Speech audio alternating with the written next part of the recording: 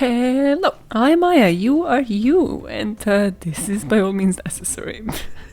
You know who you are. I don't have to tell you who you are. I just have to introduce myself, so you know where you're at. So you know it's Monday, you know it's another episode of what? Oh, the podcast. Who are you and where are you listening from? Imagine if this was a radio program and you could just comment all throughout. Wouldn't that be nice? Now, many of you will know the name of this week's serial killer / hitman, but you might not know a lot of details.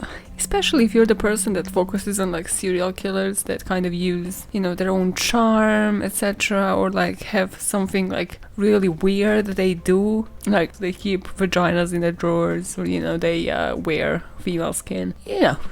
But a lot of you don't focus on the most brutal of serial killers, the ones where the cases can be divided into parts just because of how nauseous they make you. That's kind of what happened to me. I was like, hey, yeah, this was voted on Twitter, people know what I want. And I've listened to episodes of Richie Kuklinski before, this is gonna be easy, it's gonna be fun. I was nauseous a couple of times while researching for this, so yeah, don't eat during this episode, please. You have been warned, okay? So as I said in the episode 1, when I didn't chit-chat at the beginning at all, let's dive straight in. Richard Kuklinski went down for 5 murders he has done on his own accord. For 40 years, he was a mafia hitman, getting away with some of the most brutal murders. It will only be after killing members of his own gang and after his favorite method of preservation of bodies was discovered that he'll finally get caught. We have our crimes, we've got our killer. What was the motive?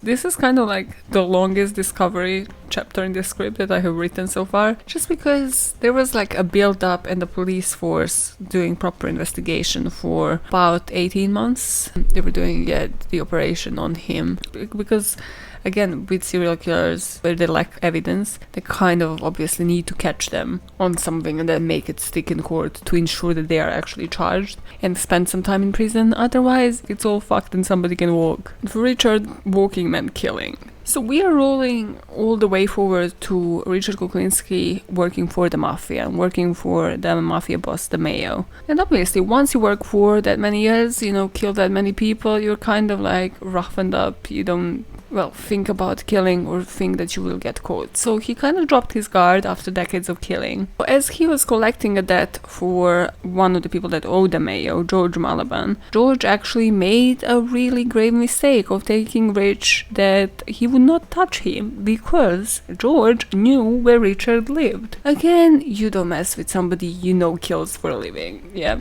number 1 rule of the Hitman month. So, of course, Richard felt the same, right? You don't threaten his family. He kills George and dumps his body in a barrel. But he is kind of getting sloppy now because, again, he is very cocky at this time. He hasn't been caught for so many years. Unfortunately for him, this body gets discovered because he just basically rolled off the barrel. The barrel opened up and somebody found the body. And this is sort of when he gets questioned first and then his name is kind of kept on the police record for him to be discovered later. He should have been known to be more careful, but like in his mind, actually it's really sad, but like he just wanted to have some friends ever since his childhood. It is a pretty sad life. But Richard Kuklinski, for as long as he has lived, couldn't call any of these people his friends because they were either partners or they were other hitmen or they were his bosses. And then there was his family, so he really, for his whole life, couldn't call anybody a friend. Which, again, not pitying Richard Kuklinski, because you will not pity him after you realize what he has done. But it just goes to explain the connections between him and the people surrounding him. Richard here actually pulled a Maya from late 2000s, when she would just worship anybody who was her friend. Would just be like, yep, this person has no flaws, whatever they do is perfect, and then you come to the rough realization that they're not, and then you're like, fuck you, bitch. The difference is being that I wouldn't kill my own fucking friends. I would just leave them behind and be like, yeah, we ain't friends no more. Kind of similar, kind of not. So for years now, Richard had sort of a legitimate business, sort of not. So he worked for a shop where people would buy stolen goods. He would kill people and take their cash. And obviously, those people were never like connected to the shop because you wouldn't tell people that you're headed to a shop that would sell stolen goods. So, you know, it was kind of like a win-win situation for a really long time for Richie. Now, of course, that luck doesn't last forever, so one of the customers actually spoke up and he said to somebody, hey, I'm going to buy this and this. And he got killed by Richard. And Richard, why he was called the Iceman, was of his method of disposing the bodies. So what he used to do is have these and these freezers. Just imagine the fridge, it would still smell. God, why am I imagining shit?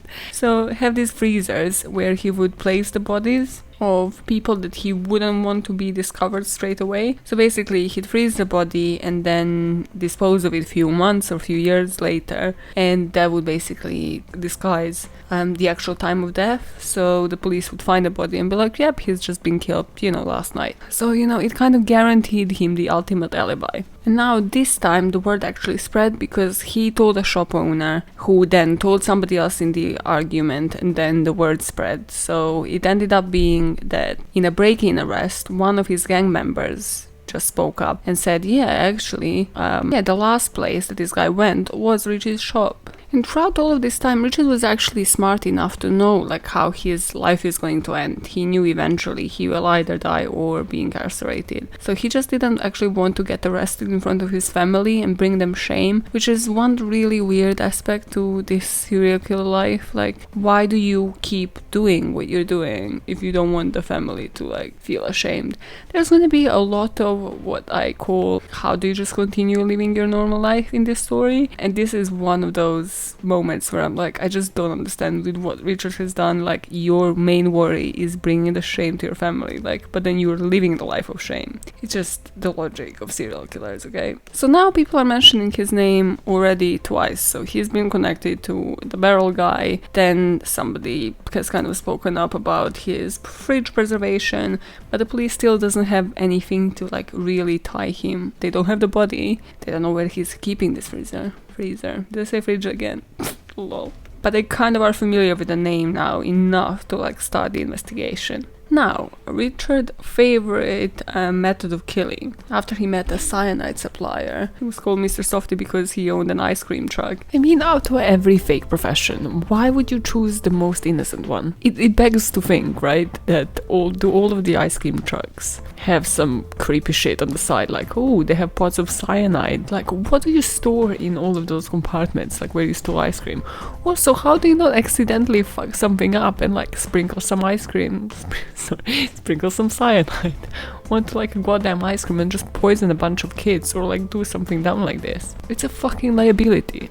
Did I just say it begs you to think? Does it? Does it really beg you to think?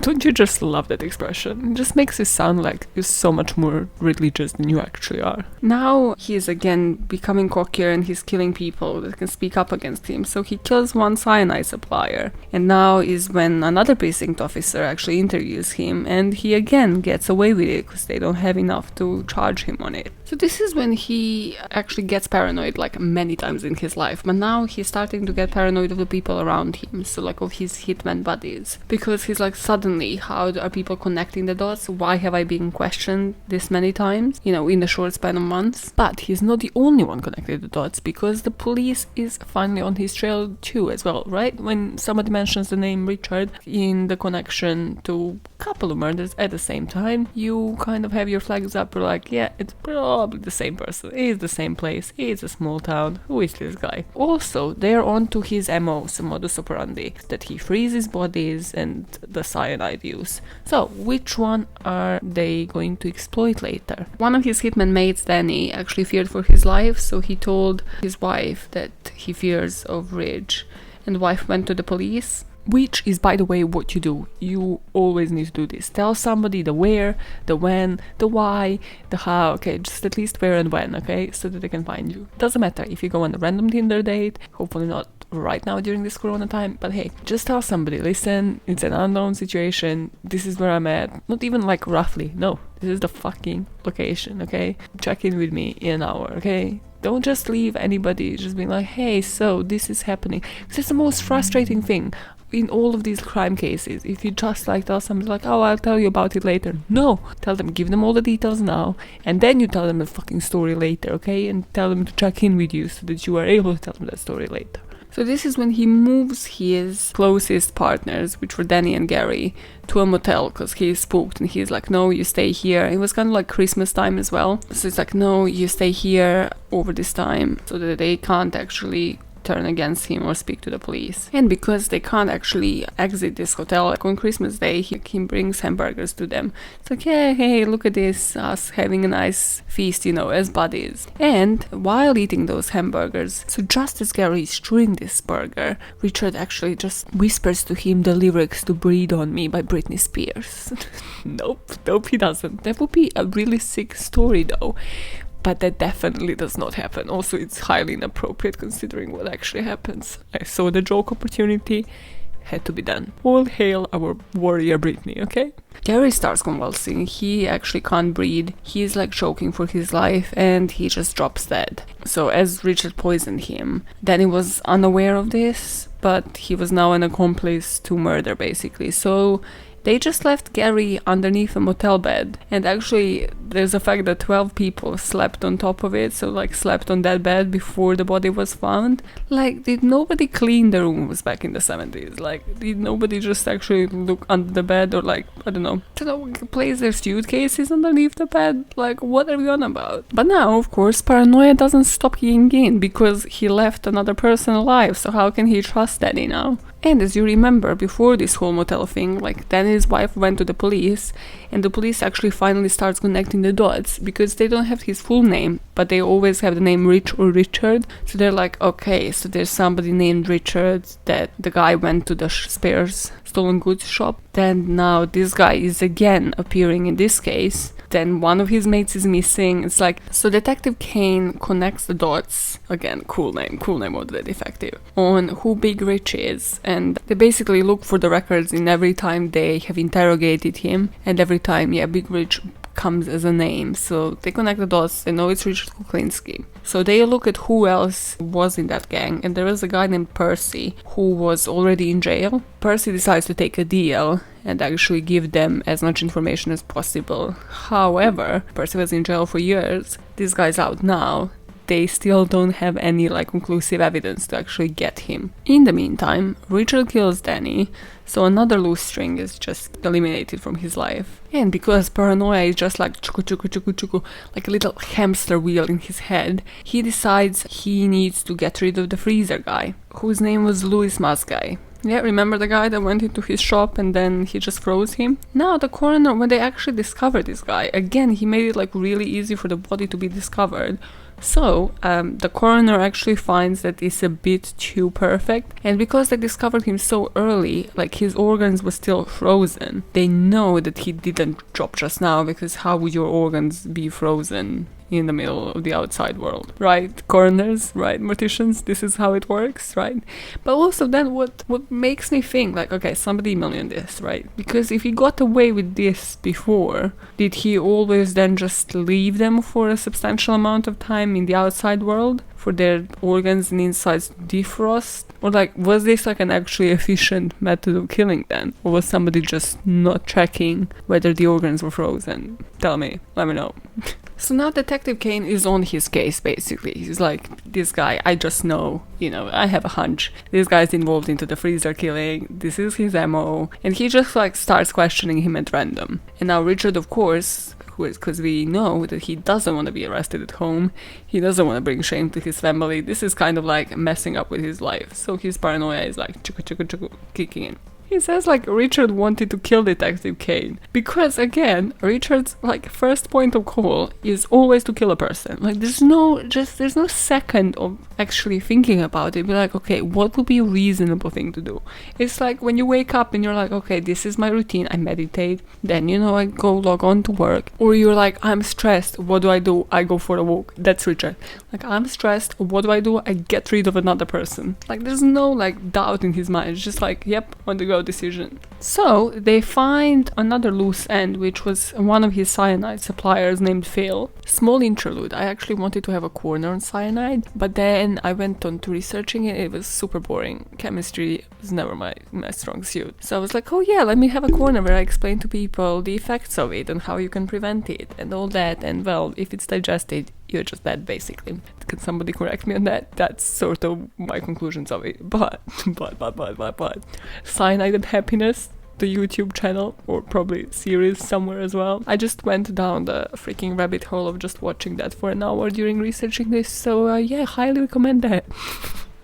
You might never learn about cyanide, but you're gonna laugh your ass off at some inappropriate jokes. I mean, it's kind of like if you laugh at some parts of this podcast, you'll probably laugh at those jokes. Otherwise, you're too normal for that. And the police convinces him to put a wire on him. They're like, okay, you're gonna call Rich, be like, hey, have cyanide, guess what? And like, we need to try to get the intent to kill. So like, he needs to say, I'm going to use this cyanide to kill XYZ person. What happens is Richard actually admits to having used cyanide to kill victims, but hasn't given names, so they're like kind of going back and forth. Because still, Richard has plenty of people that he wants to kill. And by the end, Phil manages to supply him with fake cyanide to kill somebody. And now is when Richard is trapped, but he kind of realizes very last minute, so like he got the cyanide, but he realizes what it smelled like. He knew from how many times he has used it, what cyanide smells like. So after being supplied with it, he smells it, and he's like, this doesn't smell right. He tries it on a dog, because again, he has complete disregard of human and animal life. And the dog just normally walks away, and he's like, damn, I've been trapped after this many years. And again, everything is like caught on a technicality, because he did give intent to kill, and he said he's going to be at that location killing that guy, but they actually catch him at home because he realizes fake cyanide and that he's done. So he was like, maybe let me try to save my ass. But nothing works. Police like circles his home, he gets arrested, has 3 separate trials. Police finally, after 18 months, has enough to get him on conspiracy to commit murder. And it's just so bizarre that it's actually the murders he committed, like, on his own accord of his gang members that he gets charged with, like, not the mob ones. It's like all of these years of killing just don't count. It's kind of like, yeah, we managed to just get you caught for, like, what you did during the last year when you got sloppy. And also begs you to think, like, if he didn't start killing on his own, would he have even been caught? Like, this guy might have continued for, like, years to come. Which, again, when you think about hitmen, then it seems to be, like, it's safer actually killing for the mob. That it kind of gives you at least some protection. Or, you know, when I covered Benjamin Siegel last week, it kind of gives you that thing where it's like there's no emotional connection, and that's exactly why it all works. You know, or how Jorge Ayala was actually caught when he got back to protect Griselda Blanco. And had it not been for that emotional connection, he might have never gotten caught. So again, not giving advice, have to state it in every freaking episode. But yeah, hey Richie, yeah, you might have wished not to have gotten emotionally involved or been this paranoid after killing for like decades. So he's sentenced for life, but his health starts deteriorating in prison. He was diagnosed with Kawasaki disease, again, cool disease for really morbid fucking symptoms. So it was like inflammation of the blood vessels, and he ended up dying of heart disease after 18 years in prison. Yet again, karma wins this case. What I find brilliant is because his health was deteriorating, he in the meantime was divorcing his wife Barbara, and he wanted to be resuscitated if he was to die, like in the event he dies in prison. But because his wife signed the power of attorney, she actually signed DNR, like do not resuscitate, and she didn't want to change it. Like, it was like, hell yes, so you know how my health is deteriorating, can you change it? And she's like, oh, nah, I'm out, what, sorry, I'm deaf, can't hear you. Karma, baby, karma. When we get to the background, you'll realize why I'm super happy about this. So, 2005, he dies of natural causes. He was only linked to 19 murders, but he claimed the number is at about 250. Again, as we'll find out, Richard was not the organized kind, so obviously this was never confirmed. It's not like he kept journals and was keeping a tally of them. But yeah, I kind of think that it was more than 19, just because he was that type that has had documentaries made about him. He spoke about a lot of these in detail, and you can watch it online and creep yourselves out, because he's a one creepiest son of a gun. Let's go and discuss the crimes Richard Kuklinski committed. So about 90% of Richard's crimes actually come from his connection to the Gambino crime family. And this is through his relationship to the mobster Roy DeMeo. He started doing robberies and other assignments for the family, one of which was pirating pornographic tapes. So basically he had this shop, and like this was sort of like the business his family thought he was doing, which was pirating videos, but then he didn't make much profit out of that. So hey, this family was like, how about you pirate pornographic tapes? That will pay more. Does everybody remember the era when you had to like rent movies? Oh my god, this was such a good time. I actually thoroughly enjoyed this time. Like when you actually had to go to the shop, you know, you had like your membership card, you were renting out the movies, they looked at you and judged you by the movies that you were renting, and then you go back and you watch them. And you love it because it's like CDs or VHRs. We lived great times, okay? People today can't fucking handle being bored during Corona, yo. You had to actually walk to get to the movie shop and get rentals, okay? How would you deal with that now? Little shits, you have Netflix and everything. Okay, Maya losing it at the audience again.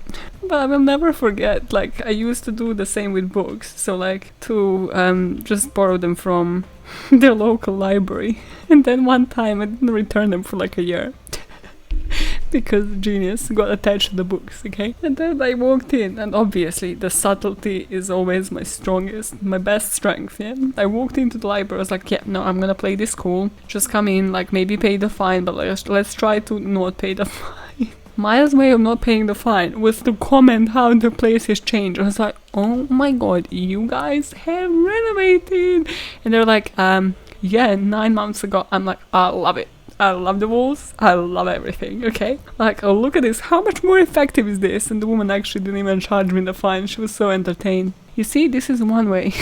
Play on your biggest strengths, always. This is also, by the way, a strategy to get away with being bothered in the office. While, you know, if you are the unlucky person of working for the office, God, listen. I'll do anything. I'll get a funny YouTube channel, okay? I'll do weird shit on YouTube, okay?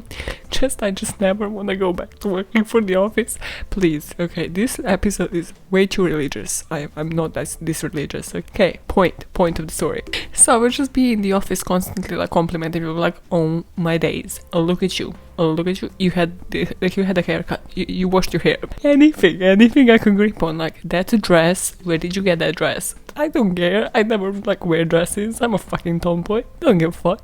Because the key is to play to other people's ego, okay? Get them self-consumed. They don't ask you, are you dying inside? They don't give a fuck. They don't ask you, like, oh my god, like, how are you actually as a human? Are you dying inside? Which I fucking was, okay? Don't let me work for the office again. I'm just faking that I like it here. Leave me alone. I'm just stealing free food from the kitchen. Then you want a conversation. Duh. Where the fuck was I in this story? Pornographic tapes. Yes, that's it. Soon, the mafia actually realizes his talent for killing. He stood out amongst his associates, if you can call them that. Because, first of all, he was 6 feet and 5 inches, and he was one chunky bastard of like almost 300 pounds. His first kill was a test by the Mayo. Basically, it was just one day, just driving the car around, and the Mayo parks up the car on the street. He selects like a random target, and it's just like a man walking a dog, and just tells Kuklinski, okay, get out and kill him. Without questioning, Kuklinski just gets out, walks towards the man, and as he passed him, he turned and shot the man in the back of the head. This is how he became the Mayor's favorite enforcer, because again, he didn't give a fuck, he was tough, he was a nice man, and this is what you needed to survive in the mafia. But also, they were equally vicious to him, as we know, in the hitman world, yet the honor amongst thieves doesn't actually really work because they are all working for the mafia, man, and everybody wants the jobs done. So once Richard Kuklinski owed the Gambino family, the mayor and the other guys beat Richard viciously, like to the point that Richard was actually bedridden. And then he just came up with this strategy where he's like, no, we are actually, let's be business partners. The way I will pay up this debt is you hire me as a hitman and I'm going to collect other people's debts and kill people. And by killing people, we are talking routine calls from the mayo. So it was just other mafia bosses and whoever actually just wanted to hire a hitman. But people hired Kuklinski more than the others because people would pay double if he would make the target suffer, and Richard had no problems with making the target suffer. He would even record them with a tripod and a camera as proof. So now, if you're squeamish or you just don't want to be nauseous for the rest of your day, maybe skip for the next 60 seconds to, 2 minutes. Because I'm going to go through some of his worst crimes. So his favorite method of killing was to hand the target, like upside down in the woods, to, well, expose some parts of their body, as in take their intestines out or just cut them so that they would drip in blood and then the rats would get to them. So basically being eaten alive, which is just the worst, one of the worst. Anything that lets you wait for your death alive is just the worst ways to die. Whether it's being tortured, even if it's just being left to like die alive and just starving, or especially if it is like being eaten alive. It's just, it always is, like it always makes an impression on me. You know that movie with Ryan Gosling? I was I was sweating. My palms were sweating throughout that whole movie. I was like, it's like the most underwhelming movie, but it's also the most overwhelming movie at the same time. Because he's just a guy in a freaking coffin, just trying to survive the whole movie. But then again, it's just that thing of like, this guy is being buried alive. Fuck me. Or that scene in Game of Thrones where Sansa just lets the guy being eaten alive. That was like, ooh, badass. But then you're thinking about it and you're like, this person is being eaten alive by like hungry hounds. Fuck me. Okay, some of his worst crimes. God, okay, so feeding the target to the rats, burning the guy's feet. Okay, so there was this guy where like he needed to get information out of him. So he burned like one foot. He was like, this is just gonna get worse. He burns another foot. Then he burns his balls off, and just before like he confessed to what he has done, he was about to like burn his dick off, and this was the limit for the guy. This was like, no. I don't understand any of this, because he would end up killing the guys just for the pleasure of other people and for him to get paid double. Then there was another guy where he didn't implement burning, but he apparently, because of his strength and his power, he ripped guys' balls off. Then he ripped his dick off and started like cutting small parts of his body. Okay, now Richard, not even fucking Toy Box Killer did this shit, okay? A fucking Parker Ray, okay, who had a trailer where he tortured women. Not even he would like rip parts of the body out and cut people off, okay? You are worse than fucking Toy Box Killer. This is next level, Richie, okay? You can't just go back home and pretend like, oh yeah, I love my wife. And pretend like you just didn't rip like someone's balls off with your bare hands. Also, when I listened to these stories and actually read about them online, not 100% sure how true this is, okay? What level of strength do you need? This kind of sounds to me like, The Rock in Fast and Furious, or Hobbs and Shaw with that helicopter scene where he's like apparently with his bare hands moving a whole helicopter. Sorry, but what strength, like what unnatural strength do you need to have to, without any tools, just rip someone's genitals off? Do we believe this? Do we, guys? Again, just... oh my god, it's like as if it's not enough that you ripped his genitals off. It was just like peeling little parts of his body again to like get the rats and the animals to go and eat him alive. Then there was another guy where he cut the guy's stomach out, pulled his intestines out, and pushed him into the sea, like almost like half dead, for the sharks to obviously get to his intestines and eat him alive. My next line is again, how do you do this and think you're a great heterosexual? It's just one of those things where, again, I mentioned, like, you just do this and you continue with your life and you're like, yep, nope, this is my great accomplishment of the day. Like, how do you go and trip that you are actually, like, gonna, like, please your wife and sleep with your wife after this? Please, you just ripped, like, multiple guys' dicks off. It just, whenever people do this nonsense, I'm like, I can't. How do you go back to your life and you're like, yep, this was it. What did you do? Oh, there's records on the camera. No, I'm definitely heterosexual. I love it. I love vagina. Okay, there's obviously multiple things on Richard HITMEN online. One of those being an HBO documentary, which I have watched about 15 minutes of, and then I was like, I cannot do this with my life. I cannot. I need to get a life. Basically, it's just interviews of him just questioning him about different crimes. But he's his composure. He's telling it like it's, hey, I woke up and I ate cereal today.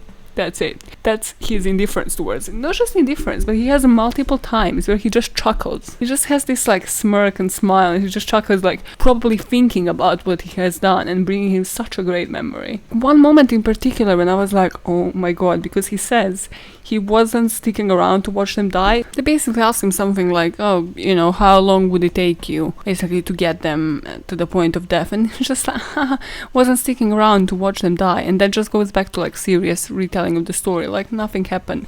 It just definitely, like, those memories brought him some insane pleasure, some like insane fucking happiness. It just pisses me off so much. Also, if you watched, what's that movie called? Yeah, if you watch The HITMEN, by the way, if you watch The HITMEN before doing the research or before listening to this podcast, you kind of have a completely different picture of Richard Kuklinski, just because it kind of shows him as a family man, which you will find out again in a few minutes. I'll definitely bring it to you. He definitely was not. So it's kind of like factually very incorrect as a movie. Like, I really liked it because, again, it has Winona Ryder, and everything that has Winona Ryder is just golden. But one thing that I wanted to mention is the scene, I think it's with James Franco, the one where it's like the guy starts begging to God. In the interview, like for the HBO documentary, Kuklinski actually confessed that he only regretted one murder, which he deemed particularly cruel. Like, you have heard what this guy has done. This is the murder he deemed cruel. Because as he was about to kill a man, the man began praying to God for his life. And Kuklinski was just like, okay, cool. Let's give your God 30 minutes to save you. But once the time is up, you would be killed. And it's just like the forcing the man to wait for 30 minutes for his demise just struck him as the most sadistic murder. Just think about this and like what he said again in the HBO documentary, where like he was like, yeah, I didn't stick around to watch them die. I think that this is why he found it the most sadistic, because he actually had to like sit with the man, basically just waiting for his death and being like, yep, and I killed him. It's that power that he was getting off on. And finally, when it comes to crimes, like, we can't neglect the freezing of the bodies as the modus operandi of a lot of them. So this is where Mr. Softy comes into play, and I think the movie The HITMEN actually plays this really well, because just from his own descriptions of how he met Mr. Softy as well. So he spots this basically ice cream truck on the street, like for multiple days, and it's kind of like both of them are eyeing each other out because they spotted immediately then the other one is a hitman as well. He like spoke to him. It was Robert Prongi. I think the guy in the movie says like, it's either my lucky day or it's my last day on Earth. And Richard is like, woo, it's your lucky day. And then there he realizes that Prongi is into explosives and murder. And basically they start sharing like murder tips and tricks. Prongi introduces him to cyanide as he was applying it, and then he starts mentioning obviously the most effective ways to kill somebody with cyanide. But he also tells him like, hey, if you want to like actually deceive the police, freeze the body, and the police would never figure out the time of death, which is how Richard actually started doing this when it was more of a personal murder, or when people would come to his shop, whether it's stolen goods or whether it was the pirate movies shop. Just imagine, like, there's a freezer delivery and you're like, hey, you kind of have a lot of freezers delivered to this address, dude. What is that all about? It's like, aren't you selling pornographic movies? It's like, yeah. It's like, should we call the police, mate? No, of course not. Like, this is totally not the most suspicious fucking thing ever. Okay, let's finally describe why Richie was the way he was and go into his background. So, as you might have figured out from his last name, Richard Kuklinski was from a Polish population. What? From the Polish background. So he was born in 1935 in Jersey City. His dad immigrated from Poland, was like a hardworking, Eastern European son of a gun. Mom was brought up in an orphanage and she has been beaten by nuns. So her mama's parents died before she was even 10. She met his dad, Stanley, as a teenager, and she just went from like bad to worse. Of course, his childhood was like hell on earth. His dad, Stanley, was an abusive alcoholic. He would beat everybody in the family. Richard would be beaten as punishment for pissing his pants in the fear of his own dad. Nothing was working into his favor. And then Anna, his mom, would face the wall and pray for them, as she was a devoted Catholic. Again, going back to that scene where his own way of seeing the most sadistic murder as being somebody praying to God, I think this is where it came from, because it's that kind of thing like, God didn't help my mom, then he didn't help my dad stop beating me, so God is definitely not going to help you. So I think like it's that thing stemming from the childhood. Of course, not a psychologist here, but pretty sure that this has had some impact onto that murder. So there's a lot of records saying that either that his dad definitely killed his brother by like smacking him into the head too hard, so his brother Florian. But then there's records saying that Richard witnessed this, and this has had massive impact onto him.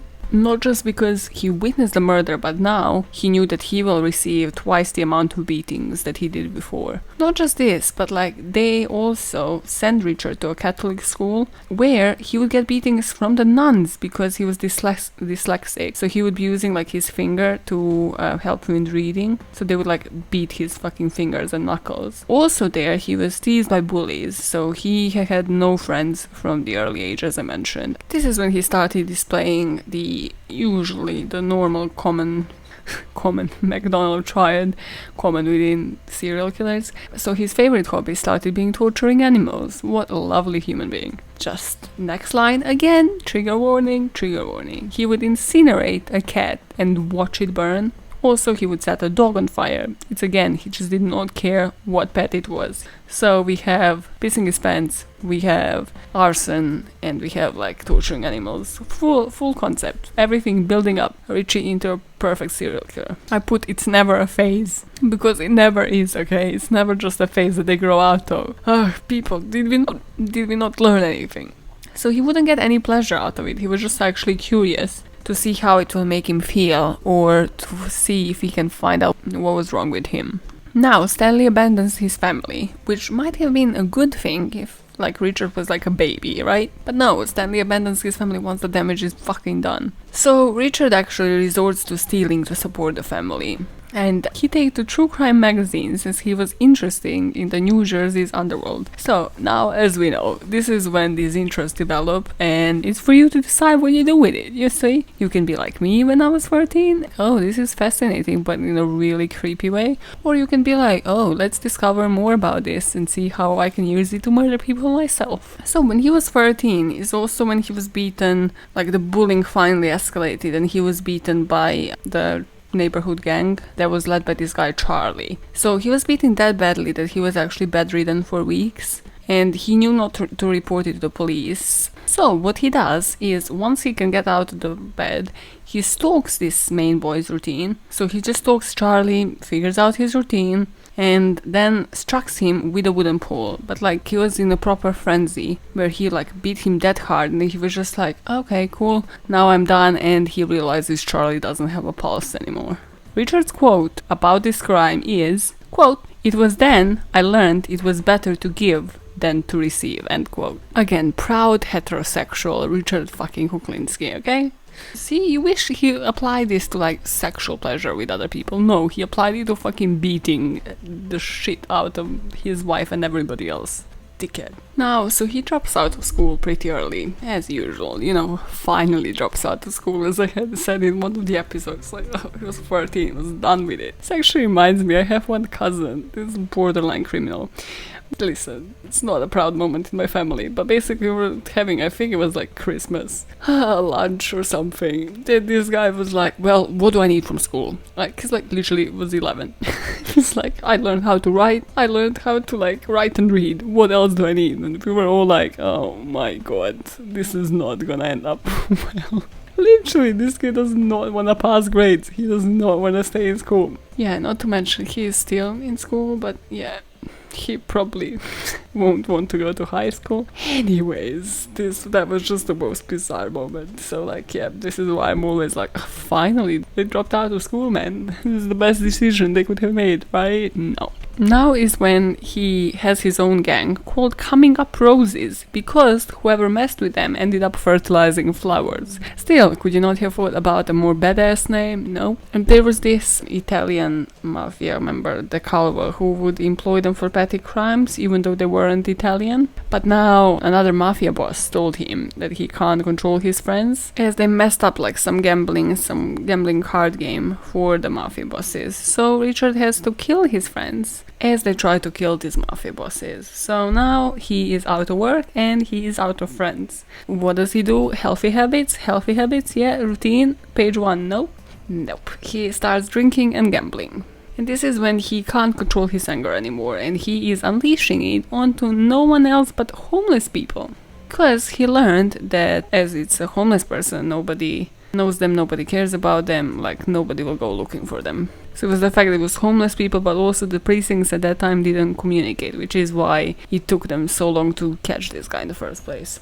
Now, he meets a girl named Linda, and he moves in with her, has 2 kids with her. She's just like not mentioned as much in any publications because he actually didn't care much about her. Like, he would still beat her up, she still got the beatings, just like his dad beat his mom, but he never loved her, and I put a luckily for her. Because we're gonna find out what Richard does once he actually loves a person. So regardless of him not loving her, you don't just go sleep with his wife. So Linda was kind of cheating on him. And he found out, he went to the location where they were, he beat her lover up, and then, again, skip this part if squeamish, he cuts her nipples off. Listen. This is why I cannot mess with like people in fucking serial killers, man. You can't just cut it out. Don't like cut people's sensory parts off. Like, fuck me, man.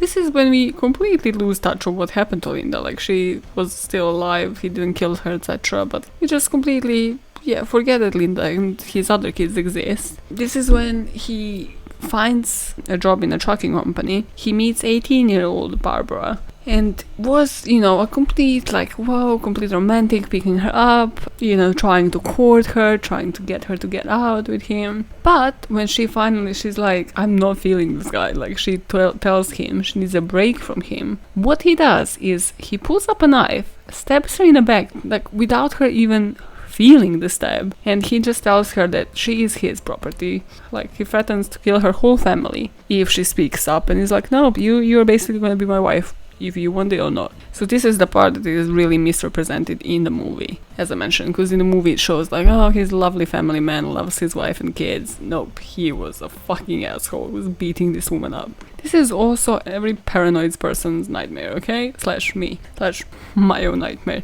Just being stalked and just not being able to do anybody with like a creep that's just following you around. How do you even get to protect yourself? Like, how do you even try to like save your own ass when you realize something like that but you can't actually prove it? So, of course, he gets married to Barbara because Barbara is petrified. Now he has a fresh start. He's working for the film processing lab. It's like apparently legal work, but as I mentioned, it won't bring him enough money, so he's gonna start a pirate business. He had some kidney issues, so this is where he started a pirated reels of movies to support his medical bills. And he gets into Gambino family because he starts pirating adult films and distributor worked for them. Now, in the meantime, he was having first, second and third child, so he has to stop this arduous work and just opens his own porn production studio.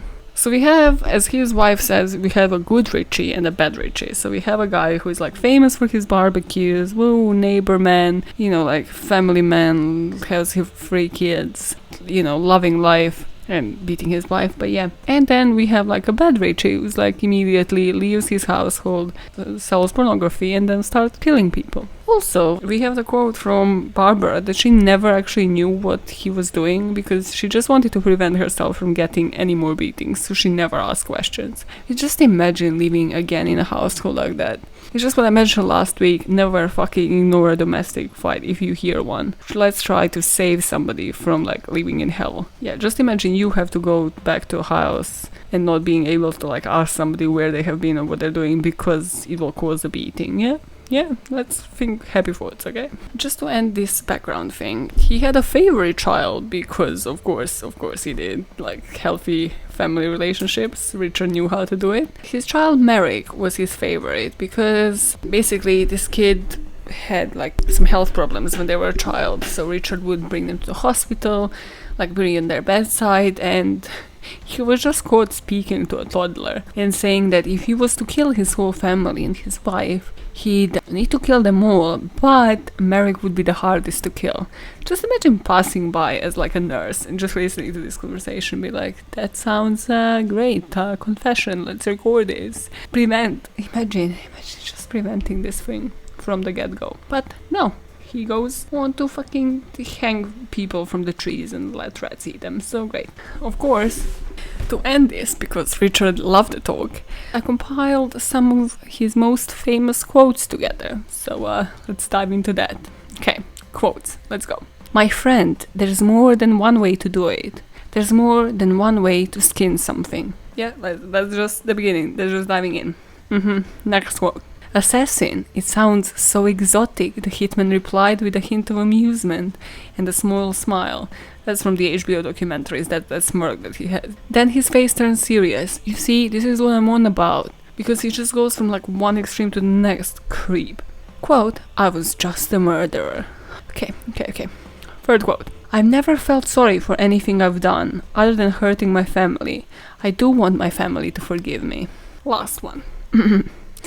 I'm probably the loneliest person in the world because I have nothing I care for, and I can't make any friends to have any kind of relationship, so I've lost everything. I've lost everything I ever cared for, everything I ever wanted. It's down the toilet. Okay, since there is no love in my life, I must have something to replace it. So I replaced it with hate. Just this guy. You kind of like, okay, I almost feel sorry for you, and then you're like, no, you had your choices, Richard. So, now that we have everything, compilation of this gruesome nonsense, what were his motives?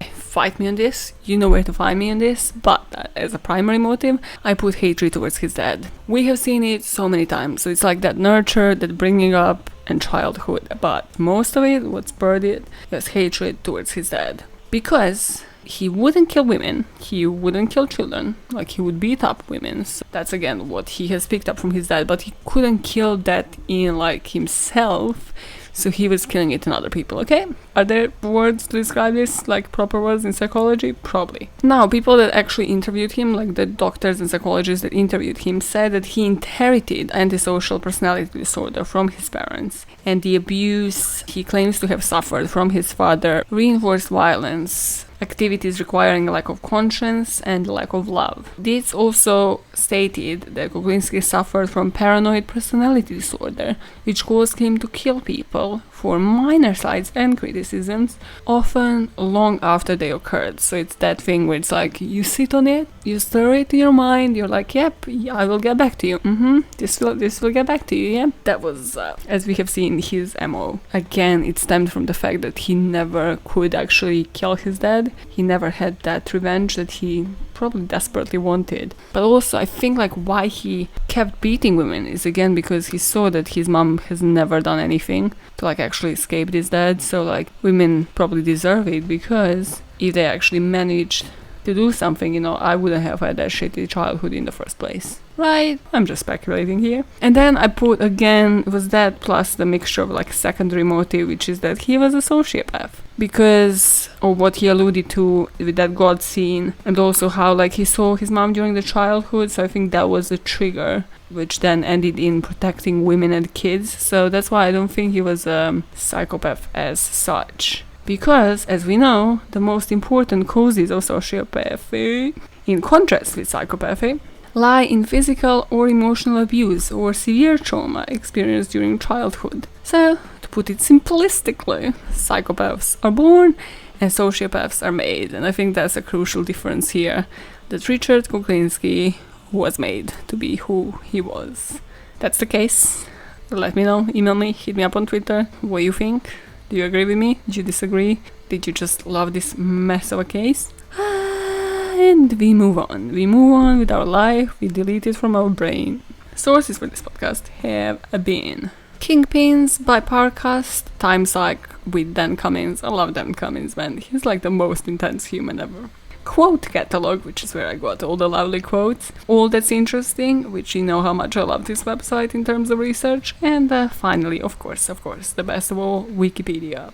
Probably has the most detailed input of like all of the murders by one person that I've ever seen Wikipedia have. Give some love, give it up to Wikipedia. We move on. We live, laugh, and love. Okay, I'm gonna try to do something I haven't done before, okay? Try to have the fucking outro that doesn't last over 5 minutes, okay? Fastest outro ever. Listen, first of all, what have we learned this month? Analyzing Hitman murders. Well, first of all, karma is a bitch. We learned that pretty much in every case. Second of all, this is a bunch of nobodies who are just hired and they want some respect and they want to be somebody in the world. So, usual motivations were ambition and respect. And, well, that got them because, again, not advice, but every time they would get involved in the personal mission, that's when they would get discovered, okay? So, not advice for hitmen out there, but this is what got every single one we spoke about. And in all cases, but Kuklinski, actually, they died from their own modus operandi, their own way of killing, because, again, karma, motherfuckers.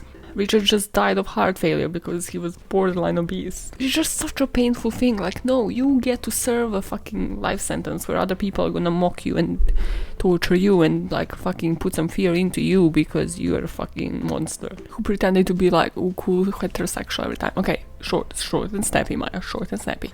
Tell me if I missed out on something, okay? So if I missed out on any motives that you see that I haven't, any other patterns, I am very available for discussion. Because basically, what else do I have to do? Okay, so where you let me know about that, at ThatBamn Pod on Twitter, or you join Patreon, ThatBamn Pod as well, where we discuss everything, and you have another Hitman, Alexander Solonik, covered there for this week in a little mini-sode, or you just go old-fashioned style, because I fucking love emails, okay? That's the only thing that's keeping me in customer service. Well, that and the money. But yeah, customer service. Emails. Maya loves getting an email. podbamn@gmail.com. Okay, now, rapid fire recommendations. They're gonna be airplane based. Are you ready? First one is a podcast. It's called Black Box Down. It's basically just covering wherever something on the plane went wrong. So like some big cases, well, they only have one episode. I don't know what's in their heads. What they want to cover, but it's basically like plane accidents and why did it go wrong and what they have done better and what did they learn out from it, all that stuff. So it's kind of like true crime, history, all of that mixes. But yeah, it's the true crime we needed, okay? Somebody needed to make this podcast. Also, I just love immediately. I recommended this even just when the trailer was released because I just sensed the sense of humor, which is just, yeah, we are in a horrible situation. We are gonna make jokes about it. This is how we get through it. And I'm like, yeah, this is it. This is what I do. This is what we all do, guys. This is why true crime comedy is a thing. Okay, second, come on, quickly, come on. Now, this is for you guys who have been waiting for like some blast of the past recommendations. One of my favorite movies out there, 1980s movie called Airplane. It's just the best thing. It was kind of like a family thing that we rewatch this movie every fucking year. And again, it's just the sense of humor is next level. Also, this is the movie where the genius quote, "I take it black like my man," comes from, which, come on, if that isn't relatable to me, if I haven't used that, like, in relation to anything from coffee to beer to anything, it's just genius. Just watch the movie. Now, the third recommendation. Okay. The logic here is, when were the planes used in the war? What was the most famous war? World War. Who was the villain in the World War? Nazis. So, Anne Frank's diary. Possibly not the best recommendation for the quarantine thing, but yeah, I'm listening to that audiobook, and then I subscribe to his newsletter online as well, because there's a museum in Amsterdam, which I probably plan to go first thing after this freaking quarantine ends. Just the positivity around all of this is just great. Okay, I can't end on this note. Well, sorry, my time that I put on myself as a limit here is running out, so you're gonna have to deal with some anfrag. Keep your eyes peeled on Twitter, because there's a poll running now. You choose the cases I cover. Well, I chose the topic, okay? Then you choose the cases that I cover for next month. And next week, I'm not bringing you a Hitman case. I go rogue for the last week of the month because I can't deal, okay? We have enough of Hitman. Richard Kuklinski win. Fuck it, I've had enough of, like, people hanging from the trees. So instead, I bring you a case that's really, really close to my heart, okay? So, I loved researching for it. I loved speculating on it. And yeah, that's gonna be that for the spoilers. So I'll cyber see you all next Monday. We'll be on the same wavelengths, yeah. I don't see you, you don't see me, but you just listen to this lovely fucking voice. And until then, keep making the world a better place, one motive at a time. Bye, fuckers.